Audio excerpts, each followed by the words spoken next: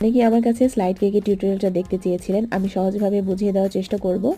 প্রথমে ফন্ডেন্টটাকে খুব ভালোভাবে ঢেলে নিতে হবে, এরপর একটা রাউন্ড শেপের কাটার দিয়ে কেটে নিতে হবে। আমি কিভাবে কাজ করছি হয়তো আপনারা দেখেই বুঝতে পারছেন। একটা শার্প নাইফের সাহায্যে এভাবে ঠিক মাঝখানটায় লম্বালম্বিভাবে কেটে নিতে হবে। এরপরে আরও একটা ফন্ডেন্টটিকে গোল করে কেটে নেওয়ার পরে মাঝখানেও গোল করে কেটে চারপাশে এরকম চিকন অংশ বের করতে হবে। আশা করছি আপনারা দেখেই বুঝতে পারছেন। মাঝখানের এই ফাঁকা অংশটাতে আমরা হোয়াইট চকলেট গানাশ দিয়ে দিচ্ছি। এখানে আপনারা হোয়াইট চকলেটটা সরাসরি মেল্ট করে দিতে পারেন।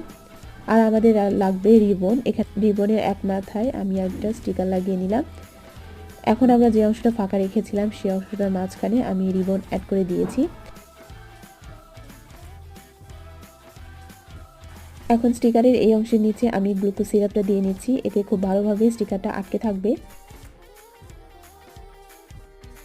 এখন এই কেকটাকে আরও বেশি সুন্দর করার জন্য এখানে ফন্ডেন্টটাকে